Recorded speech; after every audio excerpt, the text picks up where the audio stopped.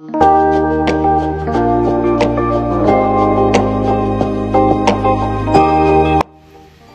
Sobat Kimia. Perkenalkan, kami dari kelompok alotropi kelas 12 IPA SMAS Afrinsra. Saya Abraham Talai. Saya Bernadine Bude. Saya Alicia Turi. Sehubungan dengan materi unsur kimia, maka dalam video ini kami akan menjelaskan tentang kelimpahan unsur, identifikasi, beserta contoh soal. Nah, tanpa berlama-lama lagi, yuk kita simak video berikut.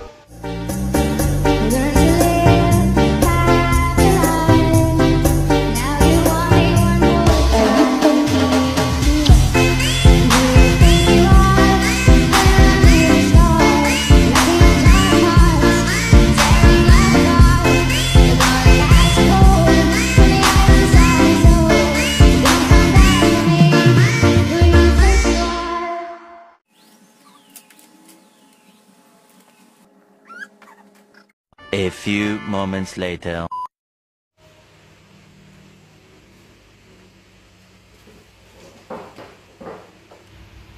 Nadine, lu kenapa? Be pusing nih, Mem Ani bilang besok mau ulangan kimia, sedangkan Be belum mengerti dia materi sama sekali. Oh, lu masuk materi kimia yang tentang unsur tuh? Iya, Alis. Oke, nah sudah, mari kita bantu jelaskan.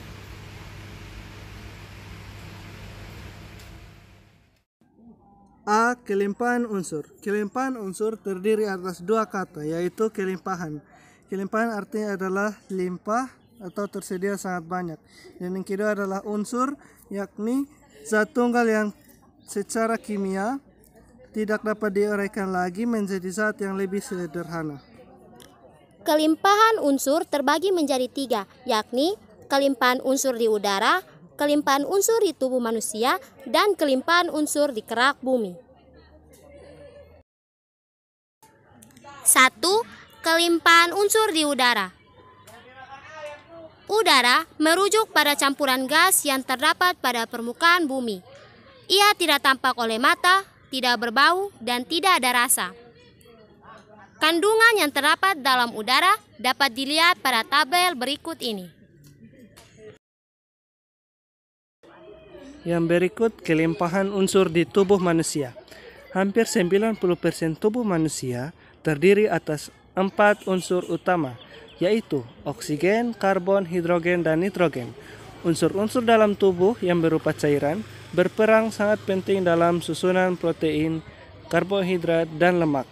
Dan berikut ditampilkan pada tabel. 3. Kelimpahan unsur di kerak bumi. Kerak bumi adalah lapisan terluar bumi dan terbagi menjadi 2 bagian, yaitu kerak benua dan kerak samudra. Kerak benua adalah bagian dari kerak bumi yang membentuk permukaan bumi atau daratan. Sekitar 40% permukaan bumi terdiri atas lapisan batuan, yakni granit yang berwarna terang yang kaya akan mineral dan unsur seperti aluminium, oksigen, juga silikon. Kerak bumi memiliki kepadatan sekitar 2,6 gram per cm kubik yang membantu sebuah benua untuk eksis di suatu area yang luas. Yang berikut kerak samudra. Kerak samudra adalah lapisan terluar litosfer bumi yang berada di bawah lautan atau samudra. Kerak samudra terdiri atas beberapa lapisan, tidak termaksud sedimen di atasnya. Lapisan paling atas tebalnya sekitar 500 meter atau 1650 kaki. Termaksud lava yang terbuat dari basal, yaitu bahan batuan yang sebagian besar terdiri dari plagioklas dan pyroxene. Tabel penyusun kerak bumi dapat dilihat pada gambar berikut.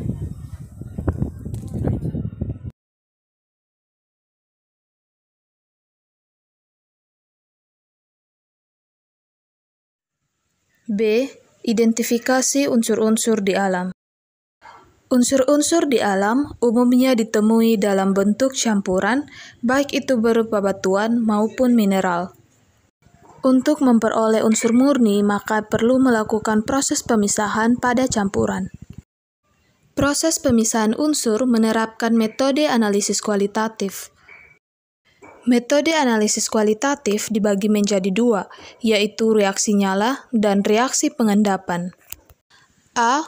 Reaksi nyala. Reaksi ini diterapkan saat jumlah unsur yang diperlukan lebih banyak dari unsur lainnya, dan bentuk unsurnya berupa padatan. Tahapannya yang pertama, padatan diubah menjadi uap, lalu uap diubah menjadi garam klorida yang akan direduksi menghasilkan uap berwarna.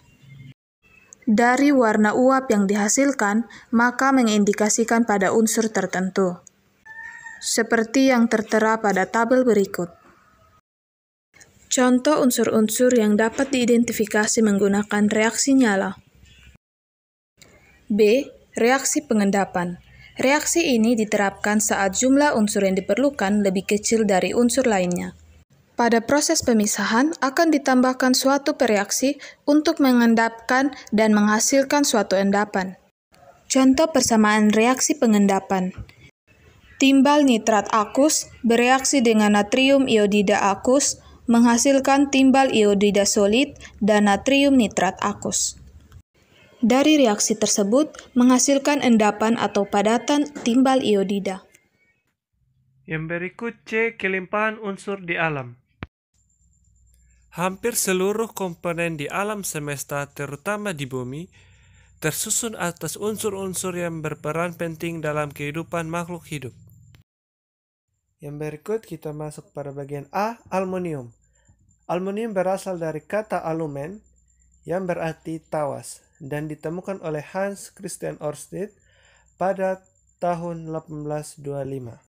Di alam, aluminium ditemui dalam bentuk silikat, seperti aluminium silikat, mineral, yaitu mineral kriolit, dan bentuk oksida, yaitu aluminium oksida. Proses pembuatan aluminium terdapat dua proses. Yang pertama adalah proses Bayer.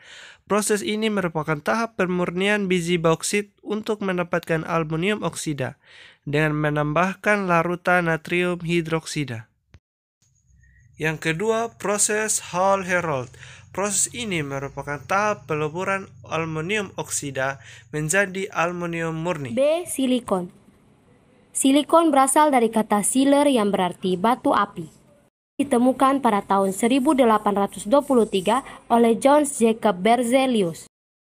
Di alam, silikon ditemukan dalam bentuk mineral, diantaranya orthoriase, kaloin, dan albit seperti natrium oksida, aluminium oksida, dan 6 molekul silikon dioksida. Selain mineral, silikon ditemukan sebagai silikat atau silikon 4 oksida yang ada pada pasir kuarsa, batu akik, dan opal. Pembuatan silikon. Secara komersial, silikon diperoleh dengan cara mereduksi silikon dioksida. Reaksi reduksi dilakukan dalam tungku listrik dengan batang karbon atau kalsium karbida. Reaksinya dapat dilihat seperti gambar berikut. Silikon dioksida solid bereaksi dengan 2 karbon solid menghasilkan silikon solid dan 2 karbon oksida gas. Oksigen. Kandungan oksigen di udara sekitar 21%. Di atmosfer terdapat beberapa bentuk oksigen, di antaranya monoatomik, diatomik, dan triatomik. Seluruh molekul organik pada makhluk hidup seperti karbohidrat, protein, dan lemak mengandung unsur oksigen. Kata oksigen berasal dari bahasa Yunani yang berarti pembentuk asam, dan oksigen diperkenalkan oleh Anthony Lavoisier pada tahun 1774. Pada kerak bumi, oksigen menjadi unsur yang paling melimpah, yaitu sekitar 49,2%. Contoh pemanfaatan oksigen.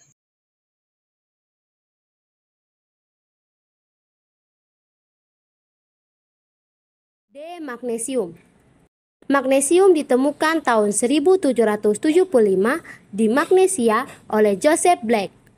Di alam, magnesium ditemukan dalam air laut dan dalam bentuk mineral-mineral, contohnya dolomit seperti kalsium karbonat dan magnesium karbonat, karnalit, juga garam sulfat seperti magnesium sulfat dan magnesium oksida. Logam magnesium diperoleh dengan proses Dow, di mana ia mengelektrolisis lelehan magnesium klorida menggunakan elektrokarbon. Berikut persamaan reaksi pada magnesium untuk menghasilkan padatan.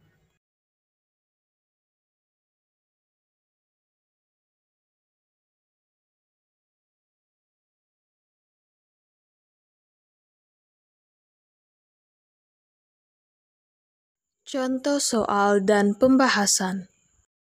Nomor 1. Logam aluminium diperoleh dari pengolahan biji bauksit. Leburannya dielektrolisis dengan elektroda grafit melalui reaksi berikut. Nama proses pengolahan logam tersebut dikenal dengan nama. Pada pengolahan aluminium terdapat dua proses.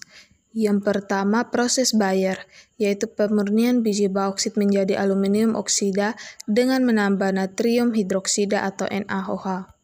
Yang kedua proses Hall-Héroult, yaitu proses peleburan aluminium oksida yang menghasilkan aluminium murni.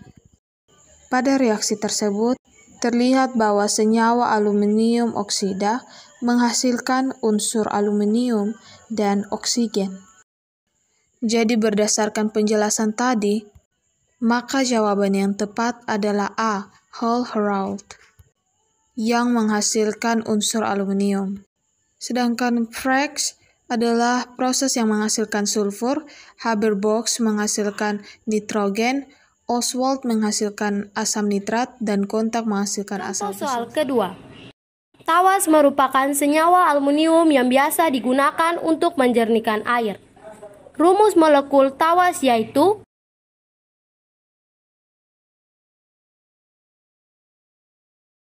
Nah, pertama-tama kita harus mengetahui terlebih dahulu apa itu tawas.